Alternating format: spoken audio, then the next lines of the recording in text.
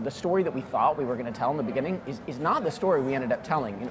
In the beginning, what Alex and his colleague Drasana Hughes talked about was really emphasizing essentially the demographics of the company. They were thinking about, we hear these kind of words a lot, so sometimes they lose meaning, but they were talking about, diversity and inclusion when it comes to the makeup of their company.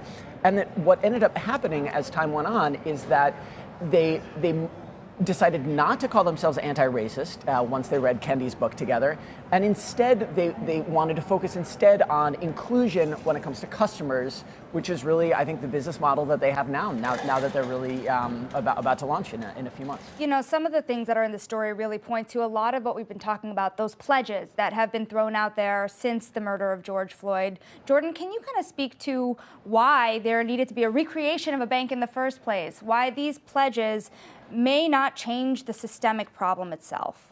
Right, so a lot of the pledges we were seeing in the summer of 2020 was companies giving money to maybe an outside organization or saying we want to make sure that our management team is more diverse. And as Alex and his team went through this process of really thinking about what is the best way to change the financial system, it was this idea that we need to truly treat like the lowest rung, economic rung of society as viable customers. It's not just saying like, here's the best way that it will work for our business, for you, but thinking about, okay, let me meet you where you are. So Alex and his team, they worked with an anthropologist and worked alongside workers in McDonald's and asking, what is your day like? How are you trying to pay rent? All of those things.